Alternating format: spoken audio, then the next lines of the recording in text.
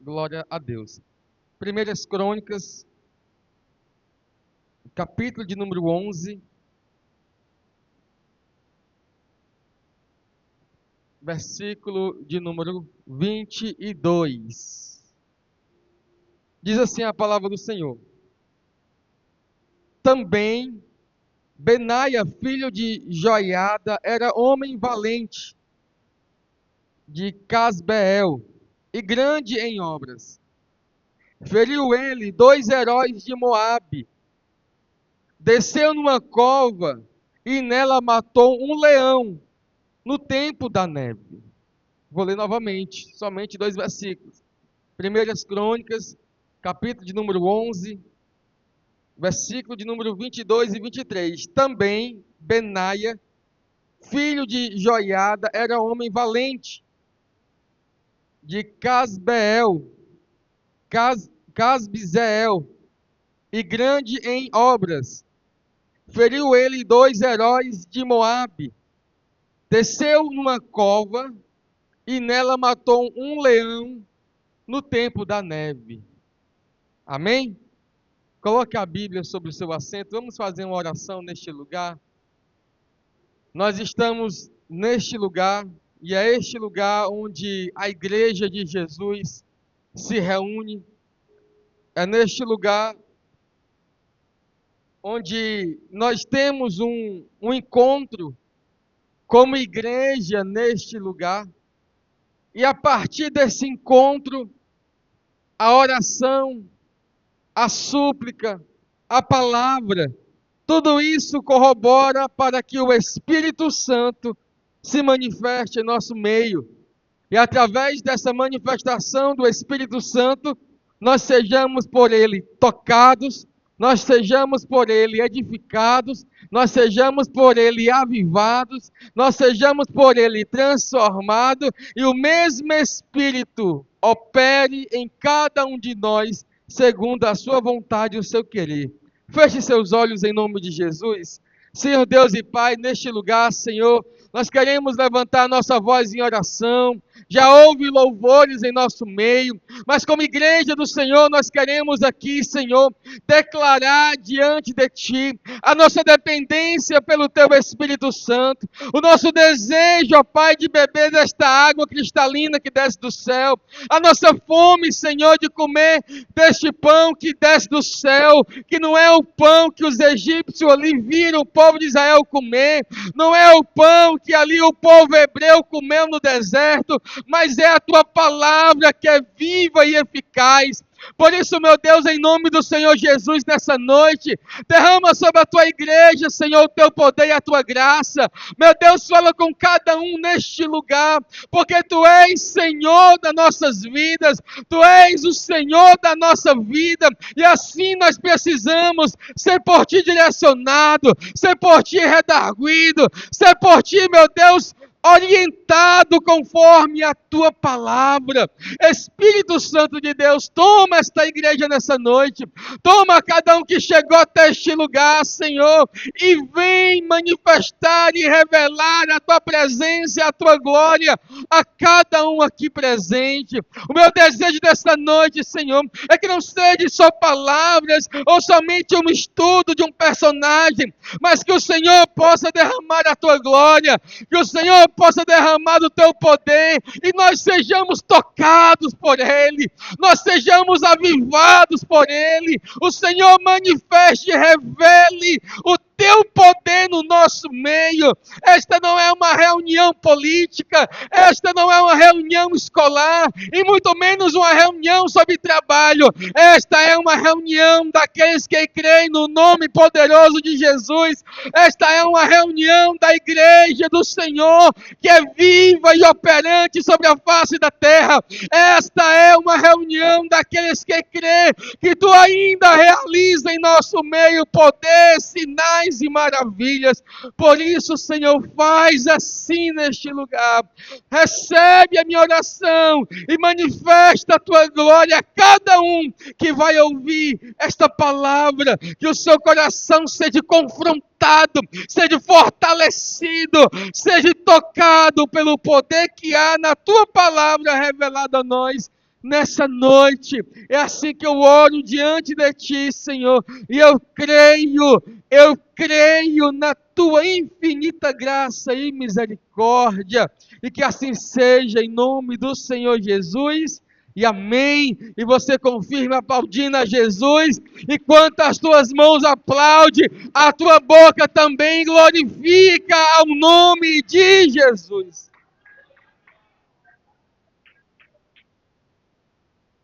Glórias a Jesus.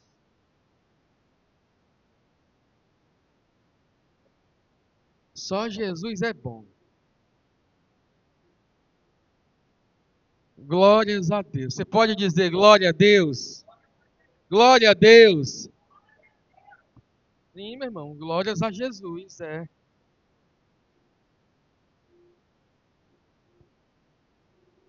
Deixa eu dar uma palavra para você nessa noite. Escute ela não com seus ouvidos, mas com seu coração. Escreva, se possível, nas tábuas do seu coração. O tema da mensagem dessa noite, os que vão escrever também nos cadernos, né? O Deus que constrói em meio às guerras. Mensagem dessa noite, o tema vai estar lá no YouTube, lá quando botar a pregação e o cartaz, igual eu fiz ontem, e tenho feito todos os cultos. O Deus que constrói em meio às guerras. Primeiras Crônicas, capítulo 11, nós estamos falando de um guerreiro que a Bíblia o chama de Benaia. Diga comigo, Benaia. Ele era um dos guerreiros de Davi. O capítulo 11 é um capítulo que vai dar nome a alguns homens que se levantaram logo após Davi ser ungido e tomar o trono, porque Saul já havia saído de cena. E dentro desse contexto, Davi levanta um exército. Davi, o grande rei de Israel, vai ser aquele que vai enumerar alguns homens. E eu, pensando sobre quais dele falar, existem muitos homens valentes de Davi que nós temos aqui dentro dessa lista, dentre os quais nós temos aqui Chamar, nós temos Abissai, nós temos Eliasa. Nós temos alguns personagens aqui que traz para cada um de nós nessa noite verdades e princípios a serem seguidos, porque assim a Bíblia nos orienta. A palavra Benaia significa Deus construiu, ou então Deus edificou. E agora esse personagem, ele é um dentre esses que se levanta para ajudar a Davi a dar continuidade ou dar o pontapé inicial para o ministério que Deus havia dado ali para ele. No caso, ele como rei. E a primeira coisa que eu coloquei aqui dentro dessa introdução de 1 Crônicas, primeiramente que Crônicas, né, na nossa Bíblia são 2 livros, mas na Bíblia hebraica somente um volume, né? Mas a nossa Bíblia em português e depois as traduções fizeram divisões. Então ficou primeira e segunda Crônicas, 2 livros que ele tem por objetivo escrever, registrar os feitos dos reis de Israel. E aí começa muito bem por Samuel, começa pelos reis Saul, Davi, Salomão, e aí vai. E se você observar, Crônicas e Reis são livros que se assemelham muito. Eu vou usar até um termo teológico, são intercambiáveis. São livros que vão falar muitas vezes até mesmo do mesmo personagem e da mesma história. E esse livro, né, eu não quero aqui tentar achar o autor, porque há uma discussão de quem é o autor desse livro. Há quem diga que foi Esdras no finalzinho, há quem diga que Isaías teve participação, há quem diga que foram só copistas da época, né, escribas da época. A verdade é que ele é um livro inspirado por Deus e tudo que está aqui escrito serve para nossa orientação. E aqui nesse momento, a primeira coisa que eu aprendo vendo como Davi se relaciona com a sua unção ao reinado, e logo aqui depois do capítulo 10 e 11 que começa, ele começa a conquista em Sião, Jerusalém, ele começa a adentrar em territórios e ali ter algum tipo de conquista, porque ele era um novo rei. Alguns ainda estavam do lado de Saul, mas você percebe que alguns homens se levantam até Davi e eles são chamados valentes de Davi. É claro que talvez você já tenha ouvido em algum projeto de alguma igreja os valentes de Davi. É aqui o texto que fala sobre eles. Quem eram esses valentes? Eram homens que decidiram investir no ministério de Davi para ajudar ele a construir um reinado. E eu boto aqui no primeiro ponto que ninguém faz nada sozinho. Isso aqui, irmãos, precisa ser uma parte da linguagem de um líder ou de uma liderança, onde ninguém consegue fazer nada sozinho, porque Davi tinha valentes como ele.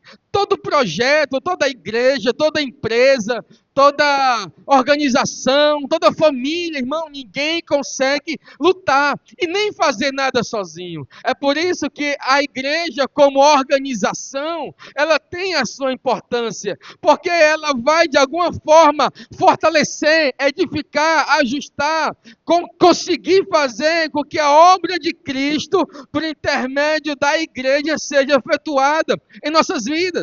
Então Davi, ele levanta esses homens se levantam com Davi para então fazer algum tipo de projeto. Olha, Davi, nós estamos contigo, nós vamos conseguir, nós vamos entrar nas guerras que tu vai entrar, nós vamos entrar nas batalhas que tu vai entrar, nós vamos fazer aquilo que o Senhor está direcionando para que você faça. E Benaia, ele é um desses que está se levantando. Seu nome é muito forte porque Deus está construindo, ou Deus está edificando. Só que você percebe que em 2 versículos já é suficiente para nós observarmos o que Deus fazia por intermédio desses homens. Vamos lá, versículo 22.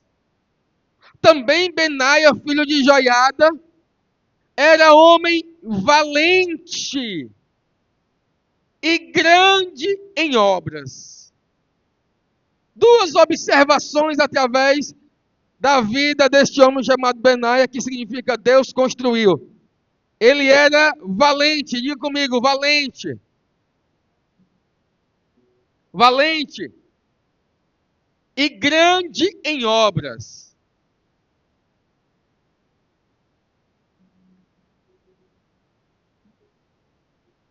Primeiro que ele era valente. Aqui a palavra valente, ela está se referindo a alguém com ousadia, a alguém que não tinha medo. Ele não era valente porque ele era ignorante.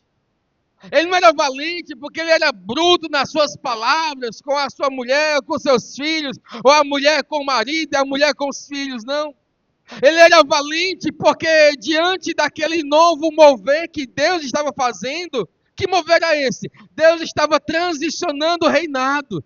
Deus estava tirando da mão de Saul e colocando na mão de Davi.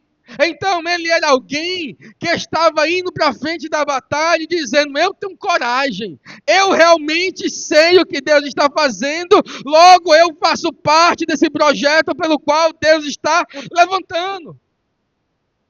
Benaia era alguém valente diante do que Deus estava fazendo. E é interessante que nós precisamos ser uma igreja valente. Mas uma igreja valente não é uma igreja que está na rede social falando mal dos políticos. Às vezes dá vontade de fazer isso, mas não vamos fazer. Uma igreja valente não é alguém que está na rede social mandando versículo, ou mandando texto para alguém, ou indireta, ou falando de alguém, ou apontando alguém. Não, essa não é uma igreja valente. Uma igreja valente é uma igreja que está posicionada diante não da rede social, mas diante das regiões celestiais. O posicionamento da igreja não é pela rede social, porque diante da rede social a gente percebe que as pessoas são valentes mesmo, né? Rapidamente alguém escreve algum comentário para outra pessoa, você já viu isso? Rapidamente alguém escreve ali, falando do político, falando do pregador e do pastor, ou falando de qualquer coisa que seja, que esteja na moda. Agora é a seleção brasileira, então tem alguém lá criticando já o jogador, já falando de um, falando de outro. Não é esse tipo de valentia que o Senhor está convidando a sua igreja a ser.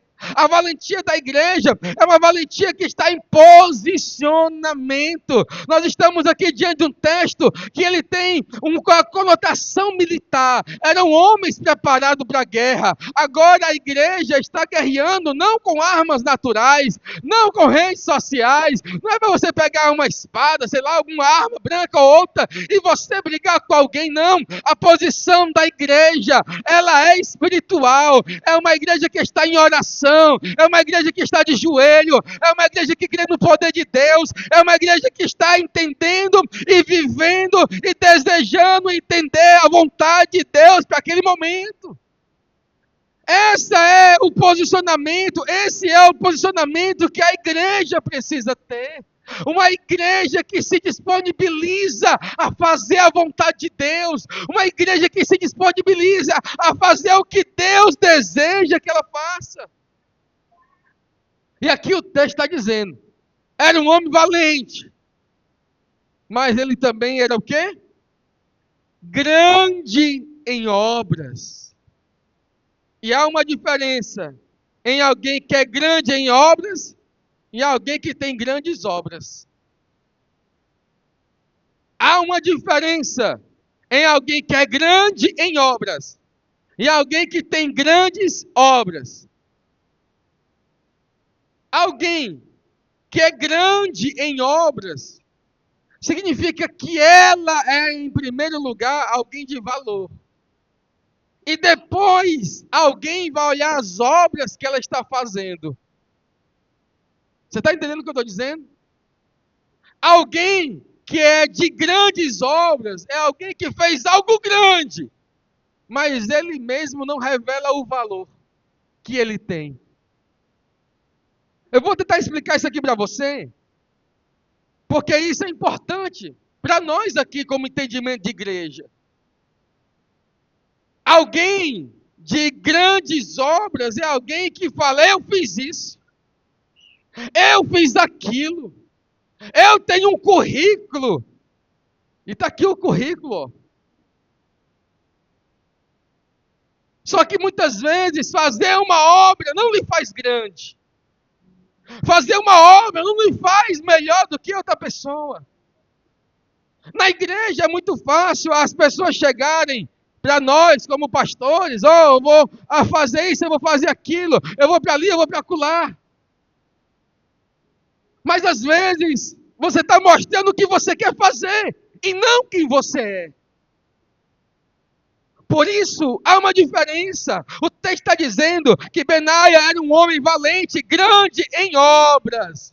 A grandeza dele não estava nas obras, estava nele. Porque esses homens que nós temos aqui, do capítulo 11 de 1 Crônicas, se você ler com calma, e aí poderia ser até uma série, né? Eu gosto muito disso, irmão, de nós estudar a Bíblia em sequência. Mas se você for olhar, uma das coisas que mais caracterizava esses homens que eram postos como valentes de Davi, era a sua fidelidade. A Bíblia revela que eles eram homens valentes, homens guerreiros, mas existe algo que está entranhado dentro desse contexto desses homens, é porque eles eram homens fiéis. Por isso não adianta eu ter grandes obras se em mim não houver fidelidade. Não adianta eu apresentar uma grande obra, um grande projeto ou algo assim, se na verdade grande é a obra, mas eu não tenho grandeza diante de Deus. Por isso as suas obras elas se tornarão mortas. Se ela for apenas como uma espécie de vitrine para mostrar o que nós queremos dizer, que nós fazemos, mas não revela quem nós somos. A igreja de Jesus é uma igreja de obras, porque a obra faz parte da nossa fé. A obra faz parte da nossa fé, é o que o Tiago diz. Mas a obra não é o suficiente para definir quem nós somos. A obra não é suficiente para dizer quem é um ou quem é outro. Porque há uma diferença em quem é grande em obras ou só quem tem grandes obras. Benaia é alguém que é grande e tinha obras. A grandeza da igreja não é nem a perfeição. Jesus, ele não veio olhar uma igreja perfeita, porque ele não a achará, mas ele veio buscar uma igreja fiel. A fidelidade ultrapassa a perfeição. É a mesma coisa do casamento. A aliança que foi feita com a pessoa que você casou, não obrigatoriamente lhe leva a dizer que você é perfeito para ela e ela é perfeita para você. O casamento não revela que agora o príncipe encantado dele, dela, é perfeito, não. O princípio do casamento não é perfeição, mas é fidelidade. Porque é a fidelidade que vai fortalecer a aliança que é feita. Alguém pode se demonstrar perfeito, mas se não se apresentar fiel, o casamento fale. O casamento se acaba. Aqui nós estamos diante de alguém que a grandeza não está no que ele faz, está no que ele é. Ele é fiel ao Senhor. E por isso Benai é levantado como alguém que é chamado de valente de Davi. A grandeza é interna. Depois ela se manifesta com as ações. A grandeza é por dentro. Depois é que ela vai mostrar alguma coisa para outras pessoas. Grande em obras é alguém que tem grandeza interna. Pessoas de grandes obras são pessoas que o foco está no que ela está fazendo e não em quem realmente ela é. Aqui, irmão, nós estamos vendo um homem no qual, pelo seu nome, ele revela: Deus construiu, Deus edificou, Deus deseja edificar e construir a sua igreja. É Paulo que vai revelar que nós estamos no edifício, nós estamos fundamentados sobre a doutrina dos apóstolos, sobre os profetas, nós estamos fundamentados sobre a pedra angular, Cristo. E a igreja ela está sendo edificada. Essa é a linguagem paulina. Nós estamos sendo edificados dia após dia. Ou seja, Deus está construindo em mim coragem e valor. Diga Deus está construindo em mim coragem e valor. Por que Deus está construindo? Porque não é a perfeição, mas é a fidelidade que eu estou tendo em caminhar com Deus. E quando fala de fidelidade, irmãos, nós temos que observar o que Jesus falou para a igreja. A igreja de Jesus, ela é fiel. Ela tem que ser achada como fiel. E eu lembro muito que isso me lembra muito a passagem de Apocalipse, Não, já eu falo de Apocalipse. Já eu falo. Deus está construindo em mim coragem e valor. Não o que eu tenho ou o que eu faço, mas realmente quem eu sou. Deus não viu a obra sem antes ver a fidelidade. Deus não viu a obra sem antes ver a fidelidade. Se Deus está construindo em mim, se eu estou sendo construído em meio às guerras, se a minha caminhada com Deus está gerando em mim algum tipo de resultado, de efeito, eu preciso entender que esta caminhada vai produzir em mim fidelidade diante dele, e não somente obras. Porque aqui no texto que nós acabamos de ler, a Bíblia diz: Benaia, filho de Joiada, era homem valente, de Cabzeel e grande em obras. Feriu ele 2 heróis de Moabe. Aí começa a guerra. Aqui começa a descrição da guerra. Eu sei que a sua tradução, a sua Bíblia, vai dizer que ele matou 2 leões, não é? Tem alguma Bíblia dizendo isso? Tem. Como é que resolve isso, pastor, agora? Como é que me ajuda aí, pastor? Hã?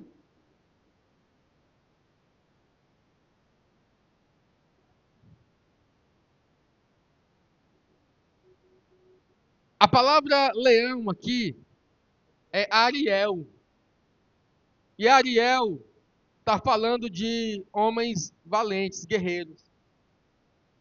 A Septuaginta, que é uma tradução grega, ela usa essa explicação. A Peshitta, que é uma explicação de comentários da Bíblia, usa essa explicação. Então, quando você lê, se essa tradução está assim, ela não é a melhor das traduções. A melhor tradução é que ele feriu 2 homens de Moabe, porque a palavra aqui, heróis, na minha Bíblia e na sua leão, é a palavra Ariel, e esta palavra significa leões de Moabe, leões valentes. Então aqui, nesse momento, ele vai matar um leão na frente, mas aqui nesse momento, a melhor tradução que eu achei, que eu olhei, que eu estudei e vi, é que ele feriu 2 heróis, homens valentes de Moabe. E aqui começa a guerra de Benaia. Ele começa ferindo 2 homens. Ele começa guerreando. Ele começa vencendo. Isso é maravilhoso. Só que mais na frente a Bíblia vai dizer uma coisa. Preste atenção nisso aqui. Hannah, preste atenção aqui, Hannah. Sente aqui na frente. Pega o caderno e a Bíblia e sente na frente e preste atenção na palavra. A Bíblia diz que ele fere 2 homens em Moabe. Amém. Ele começou agora, foi chamado. Ele era um guerreiro de Davi. Ele está 0 bala. Ele vence 2 homens. Aí o versículo continua dizendo assim, ó. Desceu numa cova e nela matou um leão no tempo da neve.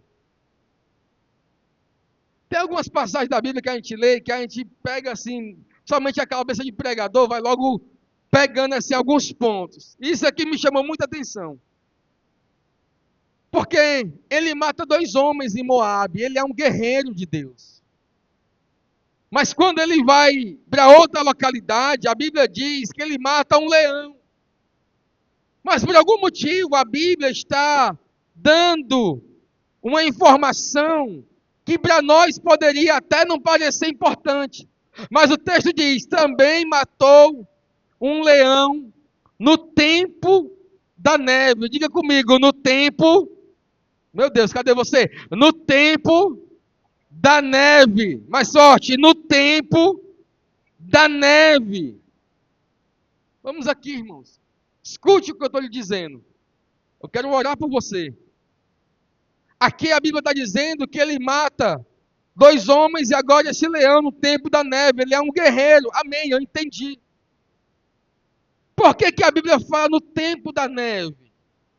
Não era comum, irmão, nenhum tipo de guerreiro guerrear em dia de neve e tempestade. A gente acha a neve bonita. Vê lá a Frozen, né, Hannah? Aquele negócio todo é bonito. Mas a neve não é fácil. A minha irmã mandou para mim uma foto, sei lá, um vídeo esses dias, que lá em Gramado começou a nevar. Ela, só para fazer inveja, bateu a foto assim da grama, ficando bem congeladozinho. E eu nem tava com vontade de estar lá, né? Bem congeladozinho. Bora, João Vitor, lá, bora. Bora, Samuel, pegar a moto? Bora, bem ali. E aí você diz, eita, que bonita a neve. É, mas você sabe por que você está em 1 grau, que era o que estava fazendo lá? Uma coisa é nós ir pro parque, que a gente foi pro parque lá, o parque Northland, um negócio assim, né? Lá é tudo gelado, aí você bota roupa e tudo. Eu passamos um dia lá, todinho lá dentro, ficamos em tudo que é de brinquedo. Lá tava fazendo -9 graus. Eu tirei a luva para fazer o vídeo lá, para pegar. Eu peguei a neve, irmão, a mão doeu. A mão congelou. -9 graus. Uma coisa é um parque de diversão, outra coisa é você morar ali, meu irmão. E você passar um mês tendo que usar 3 blusas, 2 calças, bota, meia, negócio, meu irmão, igual um pinguim. Aí é diferente. Aí a diversão passa e o negócio fica mais complicado. Hã? Na hora, meu amigo, na hora. Nariz fica logo acabado. Aí você percebe que ele está matando o leão, e o texto diz, o tempo da neve, por quê? Porque as estações mudam, e nem sempre é verão ou primavera. Se eu perguntar a alguém aqui, quem tem vitória para contar, alguém talvez vai levantar a mão, amém, irmão? Se eu perguntar a alguém aqui, quem tem um testemunho para dizer, alguém vai dar aqui um glória a Deus, e vai dar um testemunho de alguma coisa. Se alguém disser assim, irmão, conte uma coisa que o Senhor lhe abençoou, que você venceu em Cristo, você vai contar algum testemunho de alguma situação. Mas as estações mudam.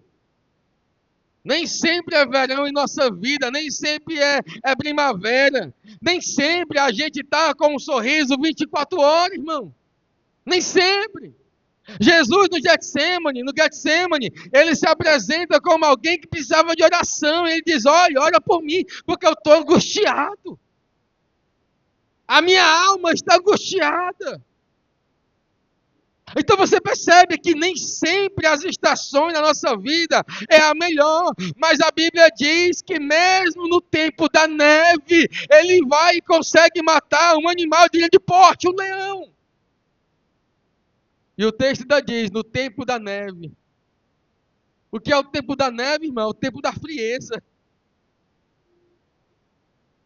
A maioria de nós aqui somos crentes há tempo suficiente para saber que não é todo dia que nós estamos na unção 24 horas. Que não é todo dia que a gente quer pular e glorificar. E é por isso que o congregar, às vezes Deus usa aquele culto para animar você. Ou alguém nunca chegou no culto triste, frio, cabisbaixo. E de repente uma palavra, um momento de oração, um momento ali que alguém está ali no teu coração, aquela palavra, aquela oração, aquela comunhão da igreja foi suficiente para acender um pouco a tua fé. Às vezes, a gente quer ir muito pelo aquilo que nós vemos. E quando eu era novo na fé, e eu comecei a pregar, eu pensei que as pessoas só recebiam as minhas pregações se eu visse um mover na igreja. Eu pensava que só se eu visse aquela manifestação é que os irmãos entenderam e receberam a palavra. Eu lembro que eu preguei na igreja de um pastor amigo meu, pastor Alexandre. Meu Deus, eu acho que foi em 2019, 2017. Eu nem lembro mais. O Alexandre, que vocês conhecem também. E eu preguei lá na igreja dele, era em cima de um supermercado, a igreja dele, lá no Parque Rio Branco. Eu subi, preguei, e eu não vi a igreja fazer nenhum tipo de movimento. Na minha cabeça, logo eu pensei, vixe, meu Deus, eu não agiu não. O que eu vou fazer agora, Jesus? E aí, quando terminou o culto, que eu já estava saindo, chegou duas pessoas para mim, duas senhoras. E elas estavam lá atrás, na delas, caladas, escutaram toda a pregação, escutou os corinhos de fogo que o pastor Alexandre tinha cantado na noite. Ele tinha um tamborzinho assim que ele gostava de tocar, um pandeiro. E ela chegou e disse assim, irmão, Deus falou muito comigo pela palavra. Aí ela começou a testemunhar isso. E naquela noite eu entendi que eu não precisava ver para entender que Deus estava falando com as pessoas que estavam ao meu redor. Às vezes a pessoa ela está no canto dela, ela está calada, ela está aqui. Mas só Deus sabe como essa palavra está sendo lançada, e não só pela minha vida, mas dos pregadores aqui dessa casa. Ela vai como uma flecha no coração de quem está sentado. E às vezes a pessoa não expressa com glória a Deus alto, não expressa com aleluia, mas lá dentro dela, o Senhor está construindo e desconstruindo, o Senhor está fazendo. É esse um dos maiores motivos das minhas pregações. É que você que está sentado, o Senhor esteja ainda aqui em silêncio, trabalhando dentro do teu coração, dentro da tua mente. Talvez eu não precise saber, eu não precise ver, talvez eu não precise ter nem a noção, para que de alguma forma o meu coração não se exalte. Mas eu sei que lá dentro, o Senhor está mudando, está entendendo, está fazendo, está dando direção. E aqui o texto está dizendo que em dias de frieza, alguém continuou lutando.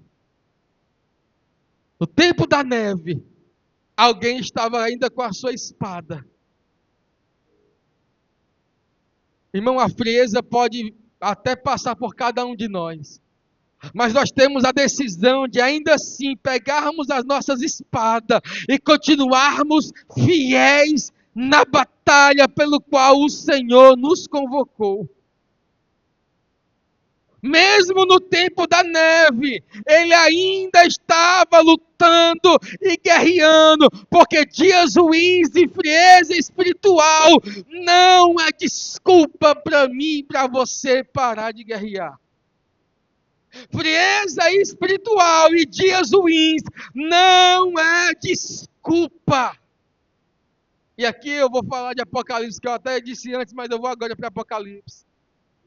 Porque quando eu vejo Jesus falando com a igreja de Filadélfia, 7 igrejas, João Vitor. Tu vai dar um estudo de Apocalipse aqui qualquer dia? Vai? Dá certo? Pronto. 7 igrejas, 5 reprovadas. Somente 2 receberam a aprovação de Deus. Apocalipse capítulo 3, versículo 8.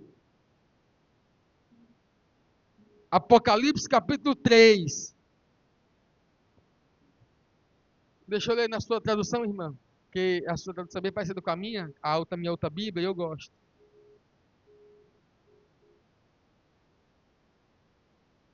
Apocalipse 3, 8. Eu sei as tuas obras. E eis que diante de ti pus uma porta aberta, e ninguém pode fechar. Tendo pouca força, guardaste as minhas palavras, e não negaste o meu nome.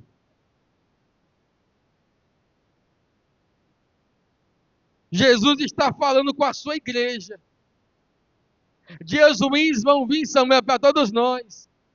frieza pode vir até a cada um de nós aqui nesta igreja, em qualquer igreja que você for, a pequena, a grande, a do pastor que sabe muito, o pastor que sabe pouco. Irmão, qualquer igreja que você for, passaremos por dias ruins e por momentos de tristeza, mas ainda assim a frieza espiritual que passa sobre cada um de nós não é desculpa para parar, porque a igreja de Filadélfia, Jesus olha para ele e diz: ei, eu sei que tu até tem pouca força, mas tu não negou a minha palavra. Não é porque alguém está dizendo que está fraco, não é porque alguém está dizendo que está debilitado na fé, está passando por um momento difícil, que iremos negar a palavra. Você pode estar fraco, você pode estar até querendo estar frio espiritual, os dias estão ruins, a luta está grande, mas não te tem autoridade para você negar a palavra do Senhor.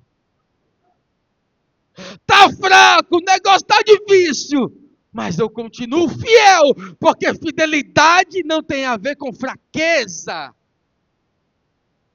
Você pode dizer que está fraco e ainda assim permanecer fiel. Você pode dizer que está passando por dias difíceis e ainda assim permanecer fiel. Você pode dizer que tem pouca força, isso não é errado. E ainda assim você pode permanecer fiel, porque a tua fidelidade não tem a ver com a tua força. A tua fidelidade ao Senhor não tem a ver com a tua força. Tem a ver com a tua perseverança. Pode ser que você não esteja mais correndo a passos largos, mas se você está caminhando, ainda que seja bem devagarzinho, não tem uma corrida que é assim, né? Que é bem. Como é o nome daquela corrida?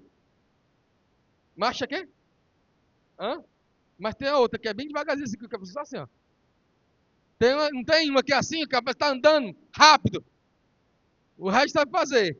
Então, fidelidade não tem a ver com força. Tem a ver com perseverança. Atos capítulo 28. Versículo 2, a Bíblia diz que Paulo chega na ilha de Malta. Quando ele chega na ilha de Malta, ele sofre um naufrágio, vai para a ilha. Os bárbaros ali, eles fazem uma fogueira para Paulo. E o versículo 2 de Atos 28 vai dizer assim, ó: e era uma noite de chuva.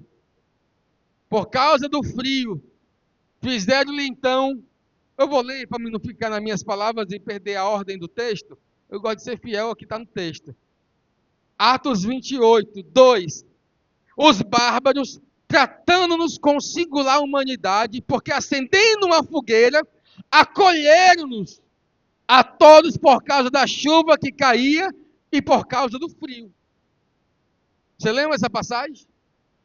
Por causa do frio, alguém acendeu fogueira para aquecer Paulo que vinha no naufrágio. Aquecer, levantar a fogueira, foi trabalho dos bárbaros. Mas fazer com que ela ficasse e permanecesse acesa, foi trabalho de Paulo. Porque é aqui que ele vai pegar o que? Os gravetos. Aí ele vai pegar, aí chega aquela cena, né? Que ele procurando os gravetos, é mordido por uma serpente, uma víbora, e aí todo acha que ele vai morrer, ele sacode ela assim no fogo e tal, tal, tal.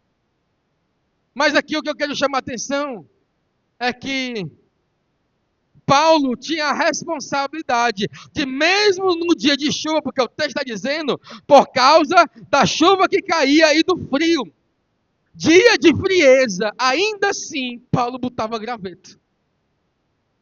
Não, mas é porque eu não tenho mais fé, eu não creio mais, eu vou para... Meu irmão, eu não entendo isso. Porque até em dias de frieza, o Senhor nos responsabiliza como aqueles que vai colocar graveto. E o que é graveto? Graveto é oração. Graveto é estar no culto. Graveto é a palavra. Graveto é o louvor que tu bota na tua casa. Graveto é a pregação que tu coloca lá de algum pregador que você gosta para escutar. Graveto é tudo aquilo que você vai colocando com pouca força, porém com fidelidade. E aquilo ali vai gerando que a tua fogueira não vai se apagar e ela vai continuar acesa. Nós não temos desculpa para dizer, a fogueira apagou, eu não vi, não. Foi você que não botou graveto. Foi você que não alimentou. As nossas fraquezas não são desculpas para Deus. Porque Ele já nos deu o Espírito Santo. Meu irmão, eu vou dizer uma coisa para você aqui, que todos aqui já passaram. Você pode fazer o que você quiser na sua vida. Você pode tomar a decisão que você quiser na sua vida. Mas se você disser para mim que a sua decisão foi por falta de ouvir a Deus, eu digo que é mentira. Nós podemos fazer o que for, mas é certo que o Senhor sempre fala com a gente. Uma coisa é não obedecer, outra coisa é dizer que não ouviu. E nem o pecado consegue deixar você surdo. O pecado te faz desobediente, mas surdo não. Porque quando Adão peca diante do Senhor, ele come o fruto. A Bíblia vai dizer que o Senhor chega lá, né? Vocês não estão, não é assim? Ele não chega no jardim e ele não fala. E Adão não ouve. Ou não ouviu, João Vitor? Ele ouve que ele se esconde e depois responde. Como é que alguém que caiu, estava em pecado, em desobediência a Deus, ouve a Deus? Ouve. Só não faz obedecer. Mas se qualquer um de nós aqui tomar qualquer decisão errada em nossas vidas e depois viermos para a igreja ou para o pastor ou para Deus e dizer, eu não sabia, não me disseram, não me alertaram, é mentira, porque o Senhor, Ele é fiel, Ele sempre fala, Ele exorta, Ele alerta, Ele manda vigiar, Ele diz qual é o certo, Ele fala qual é o errado, Ele usa alguém, é na palavra, é no louvor, é na profecia, é na oração, é no seu trabalho, até quem não é crente, Deus usa, mas Ele fala contigo. Aí se você não quiser ouvir, aí já é outra história. Mas diante do Senhor, a gente não tem desculpa não. Ah, tá muito frio, eu tô congelando, mas bota graveto. Bota graveto. Porque a tua fidelidade não tem a ver com a tua força, tem a ver com a tua perseverança. É o desejo que está no teu coração. Benaia é alguém que mesmo no tempo da neve, da frieza, ele estava guerreando. Jesus está chamando uma igreja que não importa qual é a estação que ela está passando, não importa a estação que ela está vivendo, ela continua guerreando e orando e buscando. Foi o que o João Vitor me disse esses dias. Lembra, pastor, que às vezes ele chamava o pregador e o pregador tinha essa: se a igreja for grande, a mensagem é uma. Se a igreja for pequena, a mensagem é outra. Se a igreja for assim, não é assim. Ei, a igreja tem dia que ela está florida, tem muita gente. Olha que hoje faltou pelo menos 15 pessoas no culto, mas tem dia que ela está menos ou está mais. Irmão, isso não pode mudar a intensidade do nosso buscar a Deus neste lugar. Não importa se faltou 1, 2, 3, 10, 15 ou 20, nós colocaremos os gravetos na fogueira. Não importa se a estação que está passando é de frieza, é de fogo, é de verão, é de primavera. Não, irmão, nós continuaremos alimentando, nós continuaremos colocando graveto, nós continuaremos guerreando. Guerreando. Deus nos chamou para guerrearmos na sua presença em oração. Eu não me importo. É lógico que o coração do pastor, do pregador, fica triste por saber que teria pessoas que deveriam estar aqui alimentando, recebendo. Mas a minha visão não está no resultado, irmão, que eu vejo. Porque aqui tem pessoas que eu sei que o Senhor está fazendo uma grande obra dentro delas e talvez eu não estou nem conseguindo ver. está calado, está na dela, está ali olhando. E eu creio que o Senhor está mudando, está abençoando, está fazendo, está amadurecendo o interior, está manifestando a sua glória. A fogueira foi levantada por causa do frio e o graveto foi colocado por causa da fogueira. É só isso.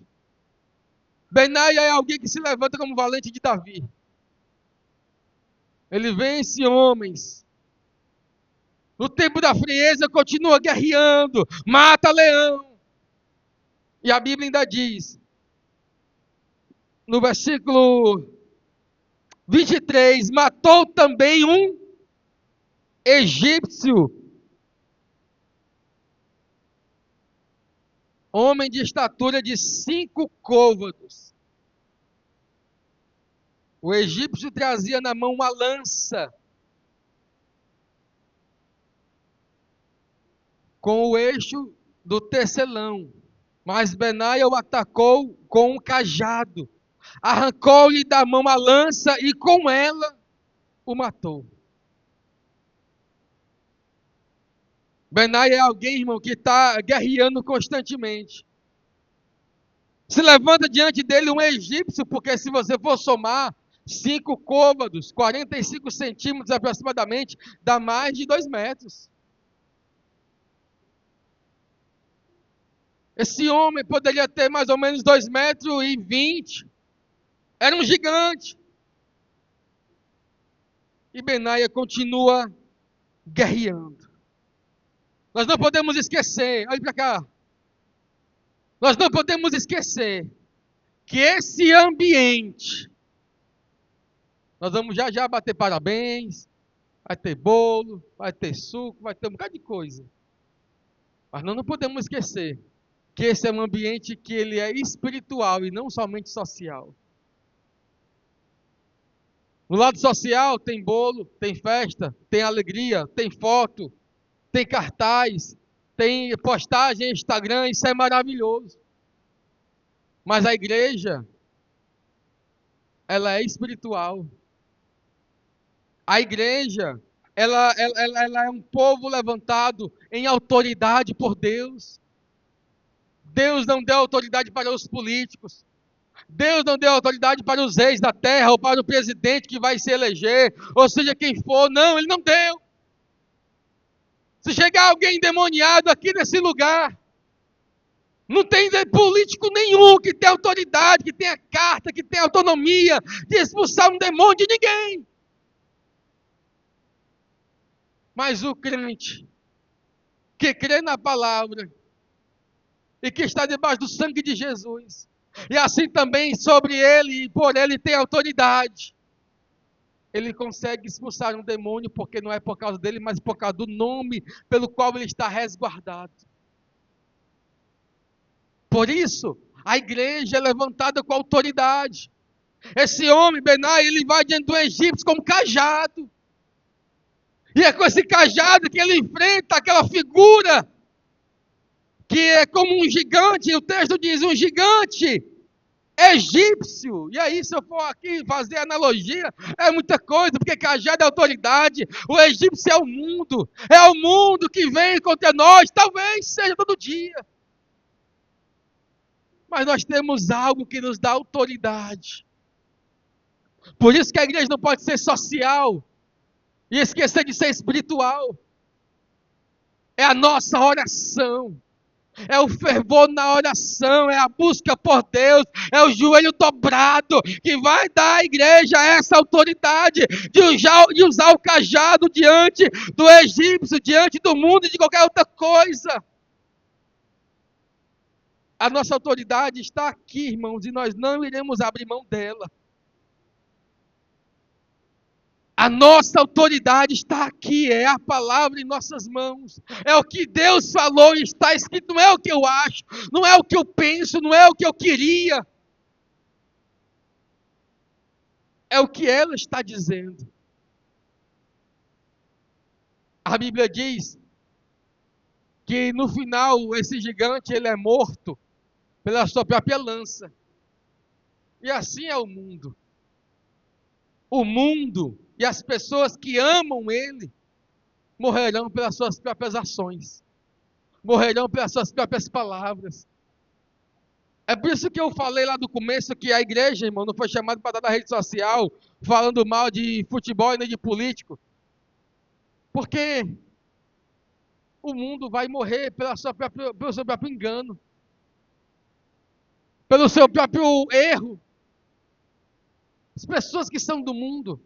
E aí Provérbios fala muito sobre isso. A própria lança que eles ferem serão aquelas que vai feri-los. A própria lança que o mundo ataca vai ser a lança que vai matá-los. Mas glórias a Jesus, que enquanto o mundo que odeia a palavra, ele vai destruir a si mesmo. Aqueles que amam a palavra serão por Deus restaurados e construídos dia após dia no meio das suas lutas e das suas guerras. Tudo que nós passamos, se estamos em Deus, é Deus construindo em nós a sua vontade e o seu caráter. Tudo que nós passamos, se estamos em Deus, é Deus construindo, fortalecendo a nossa base, edificando a nossa fé nele. E é por isso que eu quero orar por você nessa noite. Fica de pé comigo em nome de Jesus.